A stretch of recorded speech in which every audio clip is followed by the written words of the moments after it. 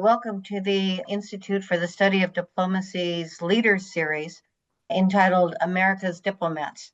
I'm Barbara Bodine, and I am the director of the Institute here at Georgetown University. A core mission of the Institute is to connect students with foreign policy professionals to encourage a much better understanding of the rewards and challenges of diplomatic careers and to promote excellence within the U.S. foreign policy. This series is intended to do just that by encouraging all Americans to consider careers in foreign affairs. In this series, we engage a wide range of foreign policy professionals who have served with distinction, many of them over decades. They exemplify the highest standards of professionalism and commitment and manifest the rich cultural legacy of the United States.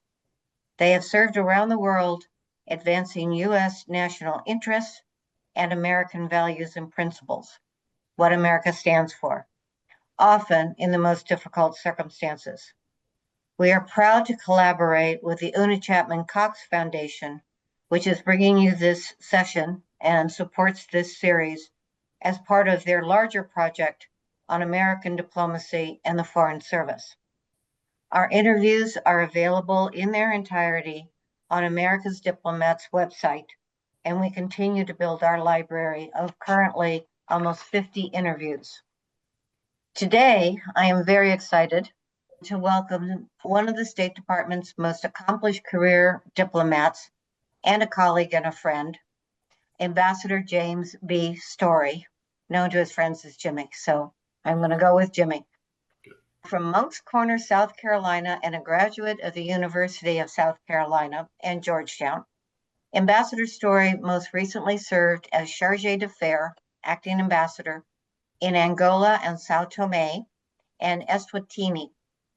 His compassion and his leadership during the dismemberment of the USAID mission in Luanda is a hallmark of his career.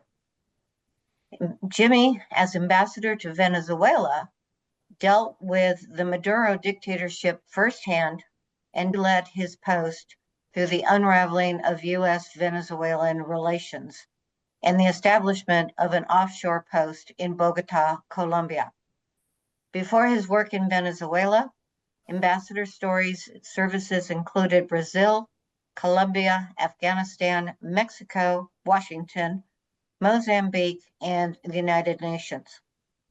Ambassador Story, Jimmy, welcome to America's Diplomats. I'm thrilled to have you here and to see you again. We like to start our discussions by looking back at the beginning of diplomatic careers to understand what initially attracted you to foreign affairs, what steps and what processes led you to decide on this as your career, and in other words, what is your origin story?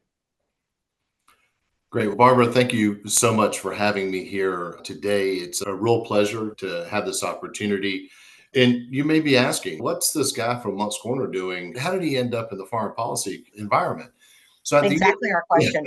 So that's exactly what I'm asking. A town of 5,000 people. So when I was at the University of South Carolina, I had a class with Dixie Walker, who was U.S. Ambassador to South Korea. And I just remember the stories and his take on things. And it was really intriguing how that worked.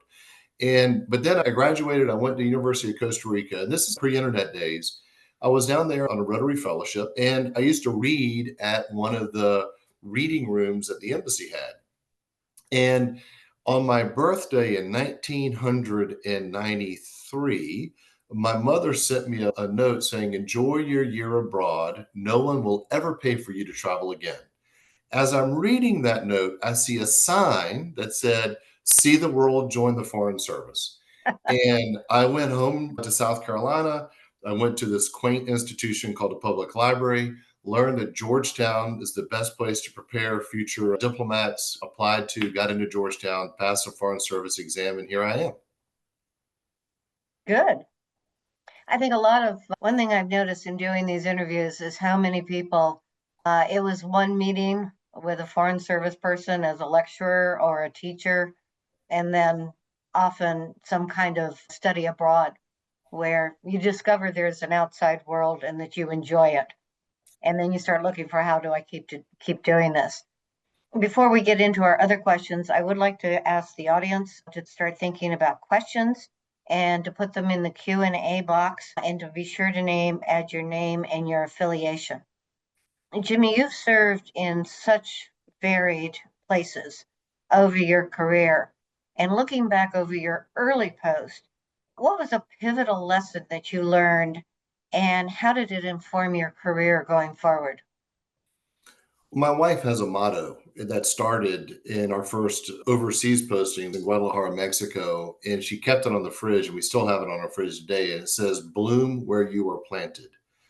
And I think what's important about that is I've run across people over my career who complain about the internet, or complain about they don't get the right TV stations, or they don't have the right cheese, or whatever it might be.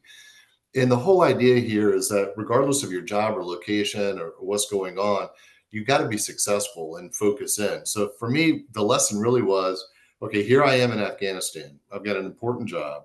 I'm going to take it seriously and I'm going to be successful at it. Or here I am in Guadalajara, Mexico. I'm on the visa line. Super important job as well. How can I be as successful as possible in this? So it's not, stop thinking about, perhaps you should always be considering your career and where you may be going, but don't lose sight of the moment you're in and the lessons you can learn. So go ahead and bloom exactly where you are. That's a great life lesson, whatever career you do. Indeed. The opportunity, as well as the privilege to serve as an American diplomat, is an incredible career. And I think we both agree on that. But you also find unique challenges that everyday Americans never have to even think about. Can you describe one of the most inspiring moments from your career, and also one of your most challenging moments, and perhaps what you took from each of them? Being inspired in the Foreign Service, frankly, for me, was a daily occurrence. You'd see quiet moments of heroism, either physically or intellectually, morally, all the time. One of the things that I used to think that's something that I created, that I found out that Ronald Reagan actually said it first, was the concept of anybody can be an American. And it really resonated Oh, with me. When I was consul general in Rio, I had 5 entry level officers who all had immigrated from abroad after the age of 20 and were American diplomats. And they came from Guatemala, Romania, Bulgaria, India, and Poland. And it struck me at the time that our strength as a country is the fact that anybody can be American. And that's what we're built on. And it's extraordinary. You cannot become Han Chinese. You cannot become Japanese. You can't become French. You can ask the Canadians in Montreal that question, right? But you can become American, because we are more than just an ethnicity. We're an idea. The second part of your question, unfortunately, there's been a lot of those moments too, where what are the challenging moments that you had? We all have challenging policies we deal with. We all have challenging bosses. That comes with the territory. I was at FOB Salerno in Afghanistan when a double agent blew himself up and killed our colleagues at FOB Chapman. That was a pretty tough moment. yeah. It was also the fallout afterwards, where I was attempting to get diplomatic security aligned, because I was basically told, send people out to 19 duty stations across Southeast Afghanistan, and nobody was paying attention. Suddenly this happened, and this was not a base that I had people at. It was a different base, but I did have people at the space, excuse me, but I wasn't responsible for putting them there. But afterwards, there were all these questions, and they were flying in. And I ended up having to write a memo on my way out that Ambassador / General Eikenberry forced all the other leadership in Afghanistan to read, expressing my discontent about the lack of understanding of what it was like to be in the field in Afghanistan versus Mhm. being in Kabul. So for me, it was not just the loss of life, which was tragic. It was also kind of the misdirection of policy and the misunderstanding of what we were trying to accomplish was really difficult. There are plenty of other tough moments. And the thing about the Foreign Service is that you're going to have these incredible highs where you're inspired. But depending on where you are, you have these moments of real tragedy as well. American citizens getting in trouble abroad, that's always an issue that comes up. But then you have the ability, like I did in Venezuela, to go in and negotiate with a dictator and secure the release of 10 American hostages. I wouldn't have changed my career for anything. Yeah. Yeah, I totally agree. You have been very successful, but there's really no secret sauce on success in the State Department. But looking back, what skills or characteristics, and I make a very clear distinction between skills and characteristics, do you see as fundamental to diplomacy and to being an effective diplomat? As I contemplate this question, I think one of the first things I think everyone should consider is first have some faith. Have faith in yourself and your abilities. Have faith in the fact that we're asking you, when you pass that exam and you become a foreign service officer, we're entrusting you because we believe in your capabilities. So have faith that you have something to give. There's some minor things I used to teach ELOs, especially when I had a chance to really mentor them closely in Rio, which is how to host a meeting or how to go to a meeting, how to take notes, how to write a cable, how to work a room. By the way, there are 4 or 5 ways to work a room. I'll tell them to you right now, real quick. You go in, you see the host, you walk out. My favorite is the figure eight. You walk through and you come out. You meet everybody at an event, or you've identified 4 or 5 people, or you have that one person, the fifth way, that you have business with and you go talk to them. But the point here is to live with intention. You're not going because the canapes are wonderful. You're not going to have a gin and tonic and speak to your colleagues from the embassy. You're going to build relationships. And what I can tell you is the relationships that I've developed over time have stood the test of time, and I maintain those relationships to this day. I left Angola in May. The foreign minister reached out to me yesterday asking about some legislation on the Hill and what he considered to be of concern and what I thought about it. That's a relationship that I built in 6 months as acting chief Mhm. of mission. I anticipate that I'll be in touch with him for many years to come. And so I think the fundamental bedrock of diplomacy is relationship building. All of those skills, they're there. Faith in yourself is there. You've got to spend time with people. And when I see a political officer in the office 3 days in a row, I'd say, what are you doing? Because you're not learning anything in here. I need you out. And building relationships, maintaining relationships.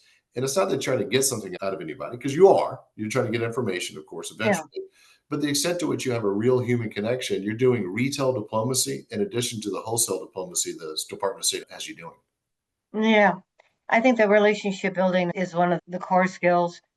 And I at least do try to tell those I work with that you're not necessarily building friendships, although sometimes they become friendships, but it's a relationship based on your credibility and your Right. trust. Exactly. That you're an honest, that when the foreign minister reaches out to you, he's going to get, he is asking for credible, honest advice, not something that's going to make him feel good. And so it really is relationships. And I love your different ways of managing receptions, which are critical to and a bane of diplomacy. Just as a side, I worked for an ambassador who was just this, he looked like a huge mountain man. He did not look like a stereotypic diplomat, but he was huge. And he used that because he would come in and he would make sure that everyone saw him and the host and the whoever he needed to talk to. And then he would go out the kitchen door. So Exactly. he never actually said goodbye. And everyone remembered seeing him because he was really big, but he would just skitter out through the kitchen door and that was it. Yeah. So, yes, time management too. None of us succeed on our own. Could you talk a little bit about who inspired you and helped shape how you thought about diplomacy? And then also, how do you pay it forward? Yeah, this is an interesting question. I want to combine it a little bit with the last one. Yeah. Linda Thomas Greenfield has her gumbo diplomacy. Oh, yeah. Being from South Carolina, the last question was the secret sauce. I actually did barbecue diplomacy, and I got it from her to some extent. I think it was subconscious.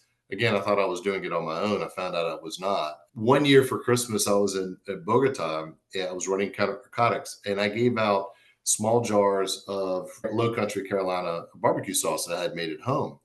A year later, I'm walking the hall with one of my mentors, Bill Brownfield, who's the assistant secretary of INL, some other high level diplomacy people. And we run into the ambassador who had been the minister of defense, Juan Carlos Pinzon. He's probably going to be president of Colombia one day. So these relationships kind of come around, right? And we're walking in the State Department. He had been in a meeting. He came out. He ignored Brownfield and grabbed me to ask for more barbecue sauce at Christmas. A human connection and utilizing where you're from and showing more about what America is great. Linda Thomas Greenfield, in her way, was instrumental to shaping how I did diplomacy. But I recall ended up two-time ambassador Dennis Hankins was DCM in Mozambique, and he gave me an opportunity to deliver demarche.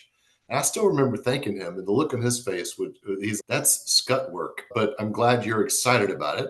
It goes back to the bloom where you're planted thing. But then he had a supper for me, this second tour officer, in my honor at his house, and gave me a pencil box I still have to this day.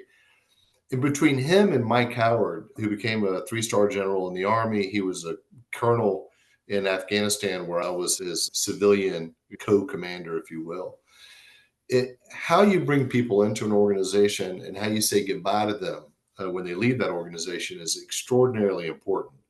And I've taken that on board. Welcome reception, goodbye parties, and making certain that people recognize that their contributions are valued in the organization, I think is really important. So I've utilized that.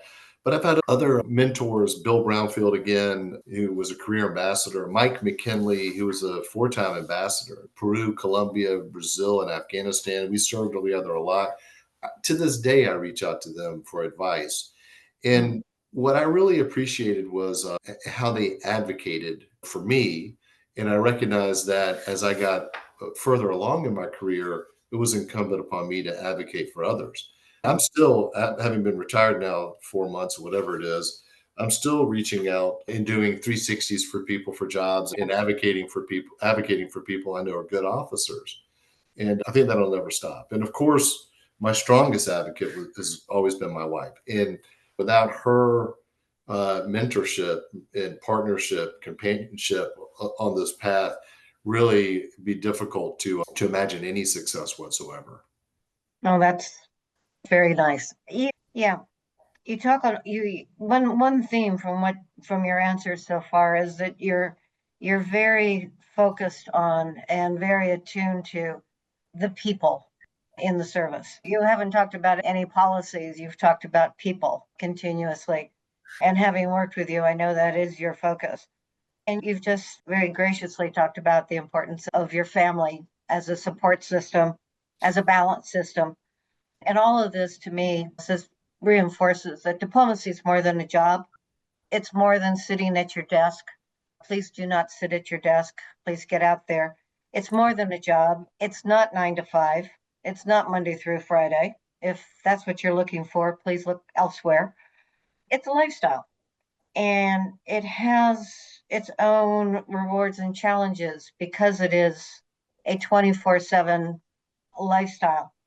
Could you talk a little bit more about how you addressed, incorporated, but also managed those kinds of opportunities, but also challenges and sometimes burdens? Yeah, this is a great career for somebody who can't hold a steady job, is what I love to say. And it's also not a job for somebody who thinks they can punch out. Mm, And because you can't punch out, there's no clock. And yeah. and that has an impact on family. And there are times when you're going to be away from your family. I retired for lots of different reasons. The timing was right for me. They asked me to stay in Angola for another year. My wife had come out to visit. We'd already been apart for 6 months, and she was uninclined just to go to Angola because I had been nominated to be ambassador to Mozambique, where we both wanted to go. But when that nomination was pulled down, we didn't want to have more time apart. And there's enough time apart. When it comes to family, I think this is one of the things that we talk least about and is the most important. And when I joined, I had to move my wedding date from May to March because I wanted to make sure that she was on the paperwork. And I am reminded of this with some regularity that our wedding date was moved for the needs of the service. And my wife left her job with the FDIC. She's a bank examiner, very successful. And this is right at the beginning before EFMs had a lot of job opportunity. Define your acronym. Sorry, eligible family members. And there's Okay. also members of household. You'll find this as terms of art. Trailing spouse is another term of art of which I'm not particularly fond. but you hear people say it. And I think there's a lack of recognition of the huge sacrifice that families make. I didn't really recognize the sacrifice my son had made. He lived overseas for all but 3 years of his life before he went to college. He speaks brilliant Spanish and Portuguese. He's a great athlete, so he always fit in as a basketball player wherever we went. But it took a toll. When the entire mission was told to shut down in Venezuela, my family left and went to Rio for him to finish his 10th grade year. I stayed behind until we finally had to give up the ghost a couple of months later. Then we were apart. I was in DC, there in Rio. Then we all moved to Colombia together. But that's a bit of trauma on a 10th grader, and it certainly was difficult for my whole family. And I think if we ask so much of our families, if we don't have them fully on board, this is just a very difficult thing to do. And my recommendation is that anybody thinking, and this is what I tell people all the time, as they think about joining the Foreign Service, have you spoken to your partner? Have you had the real conversations? And the world's different now. People work remotely. There are all these other opportunities. The internet is much better, trust me, than when I started. Mm, Phone calls, international phone calls, not $5 a minute. It's just crazy to think how it used to be. But you have to all be in it, and you can't be one mhm. of you in it. So for me, that was part of it. And seek opportunities for your spouse as well. The light kind of shines on you as a diplomat, and it shines more and more on you as you go up in the ranks. Got to be room in that sunlight for your spouse or your significant other. Yeah, I think that's very true. Very true. Which kind of brings me to one of the questions that we've received is because you have gone to such very vastly different posts, some of our largest, some of our most difficult, some very small. But what dictated where you went and why you went? How did Mhm. that pattern of assignments come about? I'll tell y'all, what do they say? Man makes plans, God laughs, I think is the expression, something like that. But you have to have a plan. And when I joined the Foreign Service, my plan was to do environmental work. So the job that I coveted when I was at Georgetown, when I was thinking about this, was the Regional Environmental Affairs Officer for South America. And I recognized it was in Brasilia. I already spoke Spanish. And I said, okay, the ideal candidate for that job will also speak Portuguese and will have served in the Bureau of Oceans, Environment, and Scientific Affairs. So I finagled my way to Mozambique to get the language more than anything. Then I came back and I was the only person to bid in the Office of Oceans, Environment, and Scientific Affairs in the Office of Marine Conservation.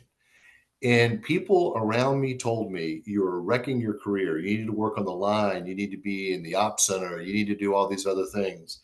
I was immediately promoted to O2. So this is lieutenant colonel level. Usually this will take 6, 7, 8 years. I got there very quickly because in this smaller scientific bureau, I was leading delegations of senior executive service people, negotiating fisheries treaties, traveling the world, making sure that shrimp trawlers weren't catching sea turtles, dolphin safe tuna. I loved all that. And Mm, then, of course, when they went to get a person for the Regional Environmental Affairs Office in Brasilia, I was the guy. They knew me. I had the languages. I had the expertise. There was no way I wasn't getting that job. And then guess what happened? I left you the did. job early. I took the job and left it early because the DCM, Phil Chicola, asked me if I would go to Sao Paulo as a deputy principal officer in an O1 job, a level above where I was, and basically to be the deputy consul general and run our political and economic reporting in Sao Paulo, which is hugely important. He had to ask me 5 times before my partner, my wife, told me, stop being stupid. You need to take this job. So I say this because part of this is you need a plan. I always tell people have a 5-year plan. What are the skills you want to obtain over the course of your next couple of tours to get to where you want to be? Don't lose sight of where you are, but be very clear. Learn everything you can where you are, but have in the back of your head a plan, but then be flexible. Yeah. So I'll give you one more example. I decided to go to Afghanistan because I thought we were going to be told to go to either Iraq or Afghanistan. And in fact, the day that I put in my bid for Afghanistan, I received a note saying, congratulations, you've been pre-selected for Iraq. I wanted to do the Afghanistan job because I advocated for myself. I got a very senior job there in Afghanistan. In leaving Afghanistan, I did a lot of what I thought was pretty good work on counterinsurgency, not so successful in building a democracy or a capitalist country or what have you, or human rights or the rest of it. But counterinsurgency, I did some pretty good stuff. As an economic officer, I was invited to be the econ counselor in Kenya. And here there was a fork. Then I got a phone call. They said, we want you to come to Colombia, run counter narcotics, and utilize some of the skills that you learned in Afghanistan here. That led to me winning a very big award in the State Department. It also led, more importantly, to the government of Colombia finally convincing the FARC to sue for peace. And that was a big deal after 52 years of war. So I like to say that I have one loss, Afghanistan, one win, Colombia, and the jury's still out on Venezuela. Yes, we'll see how that one goes. There's a question that does get to your time in Venezuela, and it's from a student named Emily. How did you balance addressing humanitarian needs, given that you have a very strong focus on people, working with a government whose goals didn't align with fixing those problems or with U.S. policy?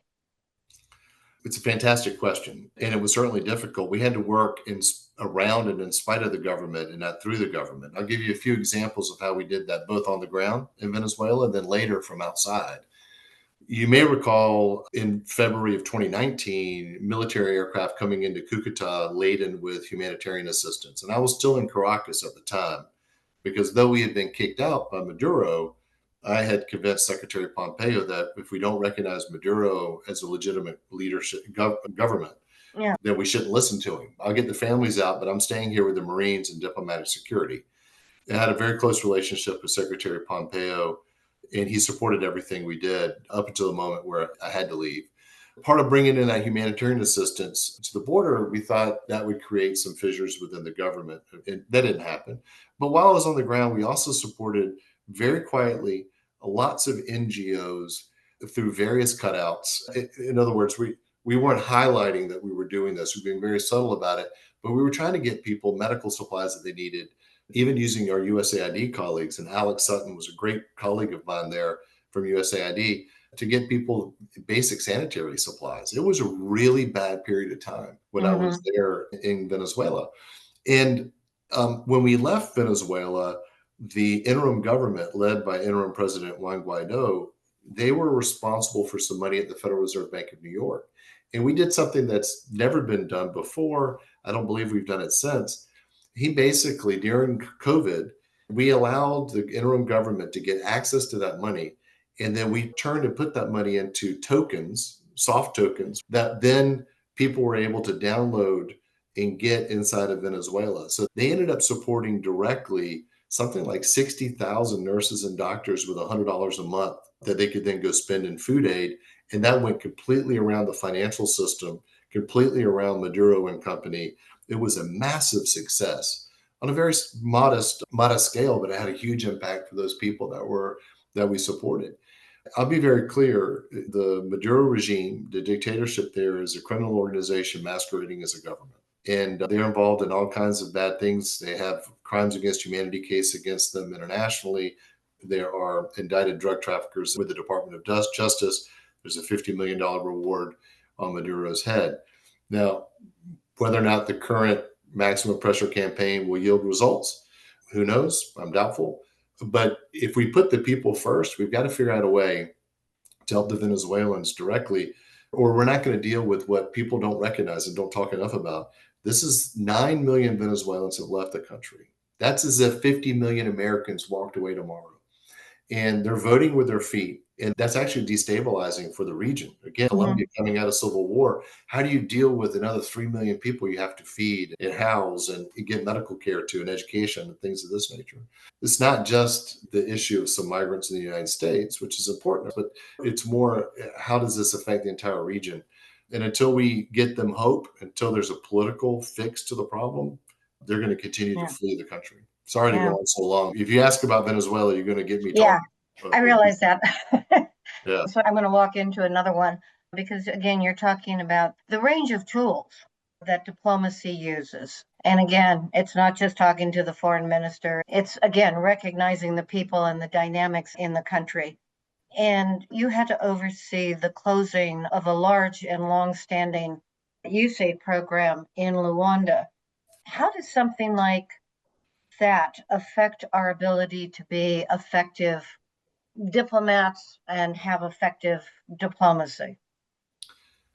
It's extraordinarily damaging because we have, for very modest sum, I think it's 40 billion total, all of it all in. We basically, the United States, were the leaders globally in supporting development activities that led to long-term stability, democratization, and prosperity in countries. And what we want in the world, and where the world has been trending since the end of World War II, is a safer, more democratic, and prosperous world. Unfortunately, the democracy piece of that has been on the decline. And that's the course I taught at Georgetown, the rise of the liberal states in the Americas. So democracy is in retreat right now.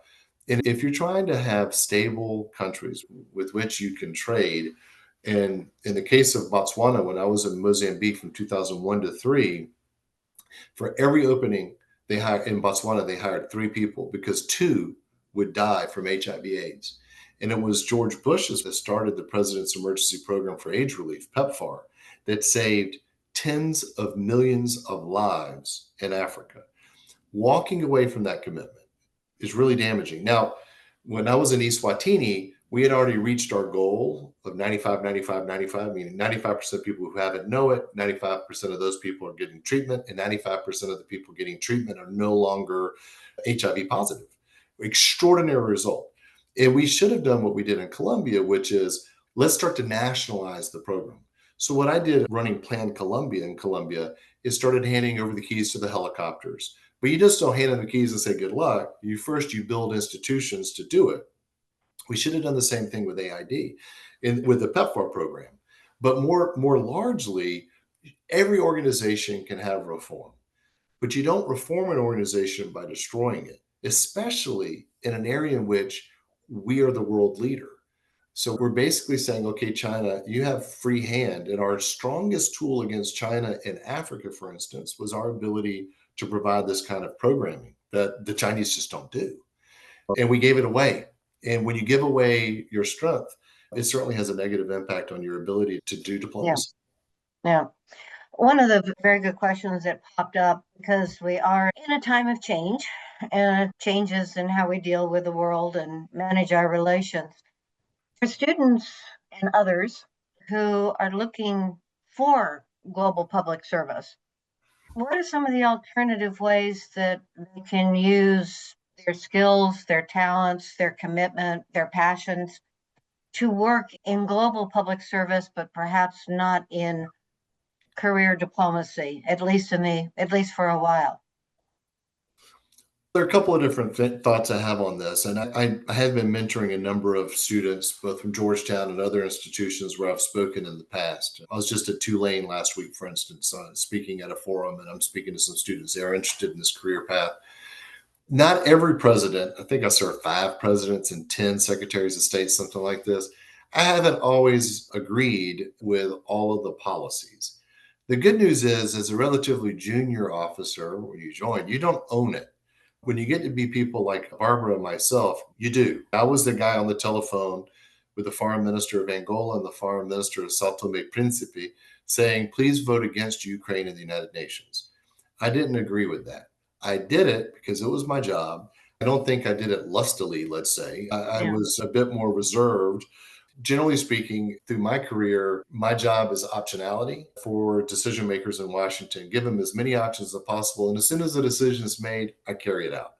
The good news is I would take the Foreign Service Officer exam right now in October, because by the time you're onboarded and by the time you start your first job, I just don't think you're going to own so much of the policy because it's going to take you some time to get there. That's my own view. I know different people think differently about it. But there are other options out there. And the NGO community is going to have to take up a lot of slack from where USAID used to be. Now, most of their money came from USAID. So the question becomes, who's going to be paying for this? But there are lots of big organizations out there that are doing really good work. Not just the Tetra Techs and the Chemonics of the world, which really they got 90% of their funding directly from USAID and the American taxpayers, but there are other organizations. If you're an undergraduate, I would say when you graduate, take the next 2 years, go somewhere, be a boring fellow, learn a hard language, get some experience overseas, then join the State Department or another one of the international organizations. It could be the Central Intelligence Agency or others. If you want to do public service, frankly, I think public service from the CIA is also very valuable in the National Clandestine Service. Barbara and I may have a difference of opinion on this. I read faces, Barbara, but that's okay. You have other parts of the U.S. government where you could potentially serve. If you're leaving a graduate program, I have the same advice right now. I think a lot of people are rushing to start a career at age 23, 24, 25. And what I've told my own son, who's 22, just graduated from CU Boulder, workshop your 20s, figure out what your why is, figure out really and truly what drives you as a human, get to know yourself a little bit. My year in Costa Rica was really crucial for me to understand, okay, this is really what I want to do. And I wouldn't have had that had I immediately just tried to get a job and go into something. I needed that time for reflection. So I recommend reflect, workshop. I Yeah. also recommend take the Foreign Service Officer exam because this too shall pass. I firmly believe it. I'm hopeful. I remain optimistic in that regard. I think we have to fight some of the bad tendencies that I'm seeing come out of Washington, of course. And then there are other organizations, NGOs, big and small, where your talents would be very useful. Yeah, and I would answer, Evan asked a question specifically about bureaus, some of the functional bureaus, some of the very specific bureaus that were at state and have been either reduced or eliminated or reframed. I would agree with you to find other institutions that work on that if that's your passion. Develop the skills, develop the expertise. And I actually have advised some students, I asked them, where are you from? And work in state government, work in NGOs, follow your passion, your interest issue, and develop skills. And there are other ways to work it. And we will see what finally shakes out. How do we do development? How do we do assistance? How do we do the basic tasks are going to be there, whatever the bureau is called, Right. or whoever is doing it. And some of it is going to be, in a sense, offshored. So where is it offshore to? I do know that Jimmy and I can talk for hours. We have Can actually I add done something to so. that? Can I add something to that? Yes, Speaking of which, talking for hours, I want people to remember when Bill Clinton came into government, he reimagined government. Now, I believe they did it in a more sensible way, but people received RIF notices. We closed consulates. We did not hire any Foreign Service officers for 2 years. I was among the first to be hired after we stopped hiring for a while. Then we had several iterations of the Diplomatic Readiness Initiative where we really ramped up a whole bunch of people in short order. There was one point recently where I was like in the top 5% of longevity in the State Department, which I found crazy because in the back in the day, people would stay 35, 40 years, and I had 27 years. Most people actually started well after 9/11 in the mid 2000s. So we've gone through periods of significant change, Yeah. and something comes out the other end.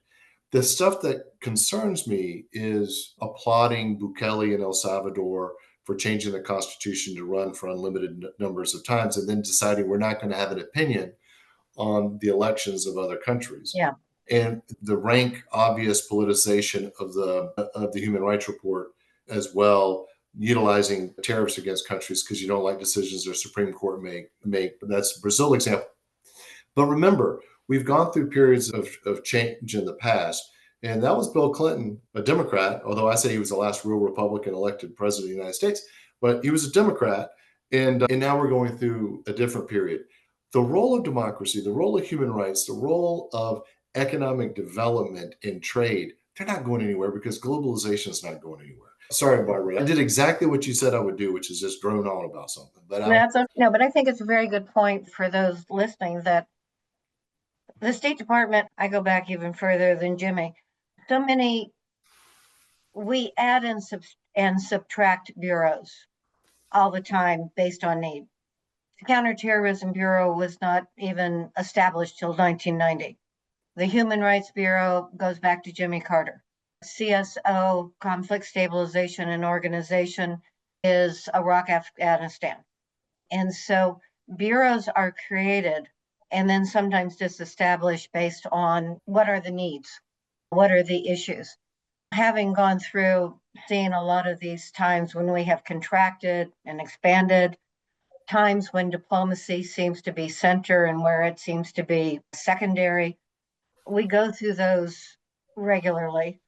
And at least what I have seen over my much more extended period is that at the end of the day, we need diplomats.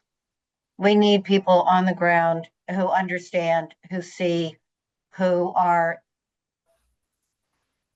engaged in, who can do the ground truth and then can speak that truth to power. Whether Right. they listen or not is a different issue, but we will always need people on the ground who can do diplomacy.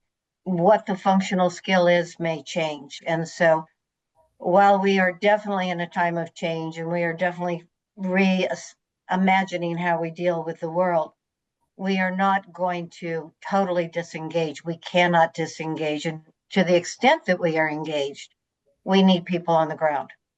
So that's my own little hobby horse. We, as I said, you and I can talk forever, but I do want to wrap this up. So I'm going to bring it back to a last question. If you could sit down with the younger version of yourself, you can think back that far, Jimmy. What is the one piece of advice that you wish that you had known when you started? Wow. Or what is the one thing you would have told yourself, this is what you need to grow out of or grow into if you're going to be a successful, effective diplomat, even a successful, effective human being? Wow. My initial take on this is going back to family. And there were moments I recall when I was a consul general in Rio during the Olympics, which was I want to say, which was a gift to me after Afghanistan, counter narcotics in Colombia, counter narcotics in the Western Hemisphere. I mean, it gave me that. And then my gift was you could choose between Cuba or Venezuela on the way out of Rio. These things go back and forth. But during Rio, during the Olympics, I didn't put enough focus on my family. All of the light was on me, and I didn't do enough there. But that's a younger Jimmy than the one that sits before you today. I think from the very beginning, I didn't put as much work into my relationship building as some of my first tours that I later realized was crucial and really started doing that. My Rolodex, if you will, my contact list is pretty weak in Mexico and Mozambique. I didn't put in all that effort up front. Also, I think some of the reporting I did, I probably got involved in groupthink.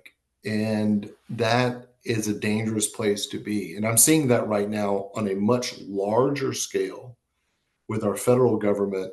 That's worrying because groupthink leads you, all autocrats fall because of groupthink. And I'm not saying we're living in an autocracy. I'm saying that we're living in an era where people start to think the same way because they feel as if they have to line up in a certain direction in order to remain in the in group. That's dangerous. Debate is important. Debate in our Congress and Senate is important.